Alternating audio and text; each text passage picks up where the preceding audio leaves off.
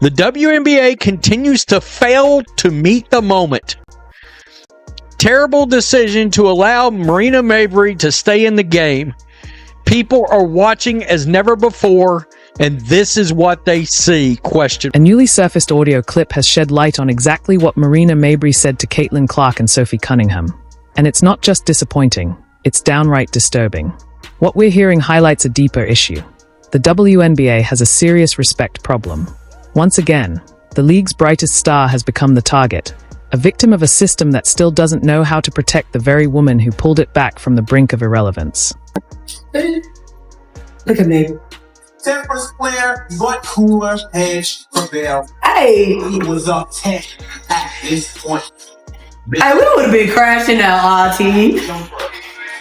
Courtney, if somebody ever tackles you like that, Nobody would ever tackle me like that. They would play with Bridget like that, and then we would have to like take it up there. okay. You see what I'm saying? But I'm just saying, Nobody would ever tell me like if that ever happened, you better crash out behind me, because I'm crashing out behind you. T, We can share the same jail cell. Marina Mabrey didn't just accidentally collide with Caitlin Clark during that heated June 17th matchup. The leaked audio tells a different story. One of a player who believes she can say and do whatever she wants without facing any consequences. She wasn't just playing physical. She was targeting the very person who's elevating the league and, frankly, helping pay her salary. And the most infuriating part? The recording catches her unleashing expletives moments after body-checking the WNBA's biggest star to the floor. So it's really people out here defending Marina Mabrey for Madden hit-sticking Caitlin Clark to the floor, saying that she's just protecting her teammate. For one, it involved Caitlin Clark and JC Sheldon. They had their little spiel before that. And then JC Sheldon scratches Clark in the face, then invades her space after that. Clark pushes her away because of that. And then Marina Mabrey comes get involved and Madden hit sticks her to the floor, man, and y'all just like she was protecting her teammate. But then Sophie Cunningham is getting called vile and disgusting for dropping JC Sheldon to the floor and dragging her by the hair. So Sophie Cunningham can't stick up for her teammate, or else it's vile and disgusting. But Marina Mabrey could get involved in something that didn't involve her, and it's just she was protecting her teammate. The newly surfaced audio footage from the Connecticut Sun versus Indiana Fever game captures Marina Mabrey doing the Millie Rock while openly telling her teammates exactly how she felt about the situation. This wasn't basketball. It was calculated, public disrespect aimed at the face of the league.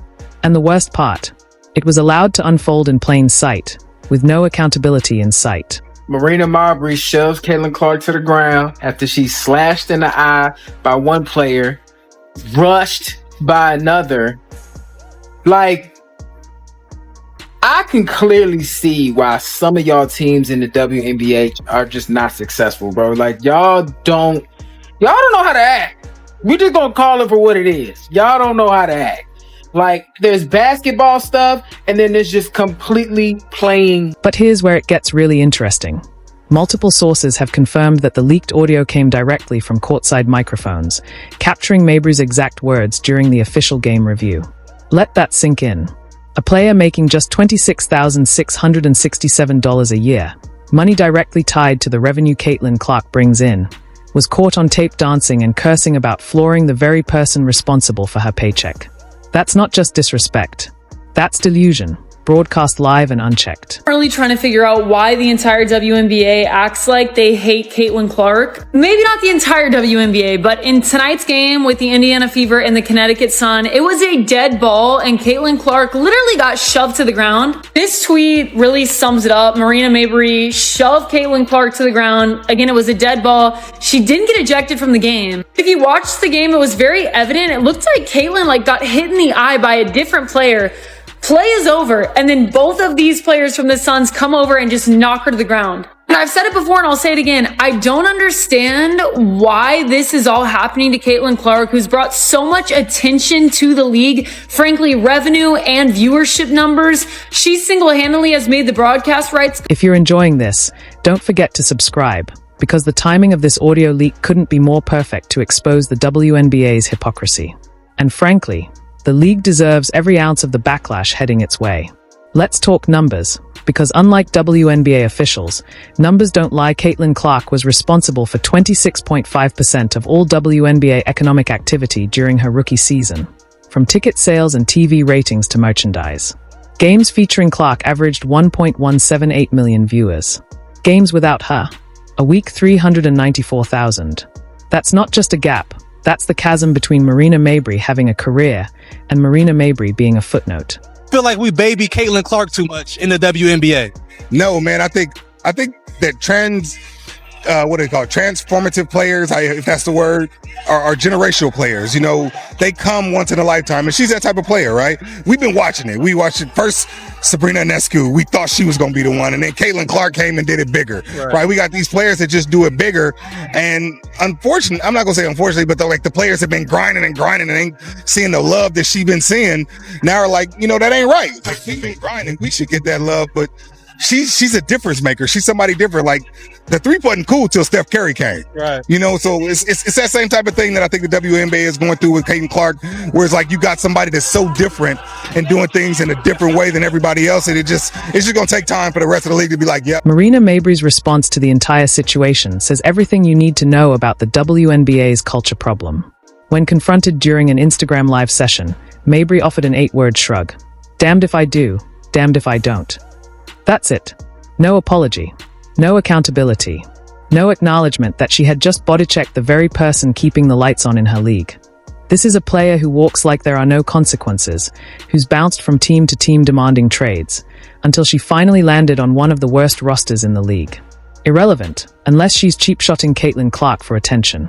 Caitlin Clark is the golden goose. Every game she is dropping golden eggs, and they are trying to strangle the golden goose to death. There's jealousy, there is hate. Everyone in the league seems to hate the fact that Caitlin Clark is making the league relevant. If I were advising Caitlin Clark, I would say start your own pro basketball league for women.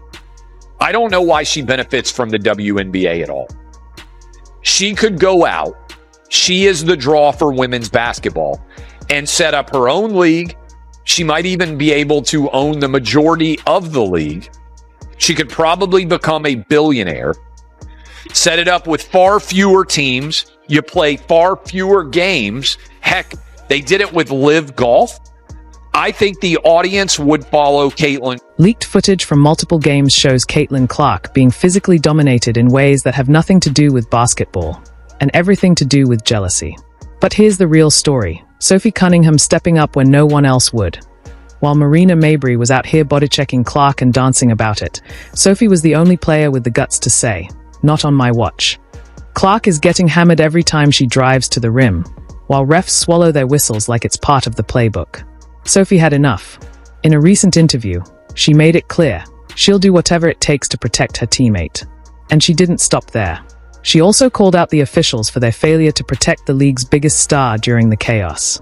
You know what? The greatest thing I saw tonight was Sophie Cunningham. Thank you. Sophie Cunningham she's about to give her the Stone Cold Stunner, bro. I'm gonna put it right here, bro. She was gripping JC's shoulder and straight bumped her. She was straight grabbing her hair and was talking shit while doing it. That's what I'm talking about. That's how you become a teammate. That's a road dog. That's a real teammate, bro. She see what made me mad the play before. Howard, none of them jokers didn't stick up for Caitlin Clark, but that's how you stick up for Caitlin Clark. That's how you fight for your teammates. While Marina Mabrey was flipping off fans and dancing after her cheap shot on Caitlin Clark, Sophie Cunningham was getting ejected for daring to defend her teammate. Mabrey's hit earned her just a technical foul initially, later upgraded to a flagrant 2. But Cunningham? She was thrown out immediately for standing up to the bullying. And while Mabrey shows zero remorse, posting TikToks that mock the situation with sounds like "can't keep my hands to myself." I mean, I could, but why would I want to? Cunningham has been embraced by fans as the only one with the courage to protect Clark when it mattered. Here's what makes all of this even more infuriating. Marina Mabrey is biting the hand that feeds her. Clark's impact on the WNBA isn't just about viewership, it's an economic tidal wave. Her presence is projected to generate up to $875 million in 2025, with estimates suggesting it could surpass $1 billion. The numbers are staggering. After Clark was drafted, Visit Indy reported a 501% surge in visits to their Fever-specific webpage. Hotel bookings in Indianapolis now spike in sync with Fever home games. A brand new $75 million practice facility is being built because of Clark. She isn't just growing the game. She's redefining its value. And yet, the league lets players like Mabrey turn that golden opportunity into a sideshow.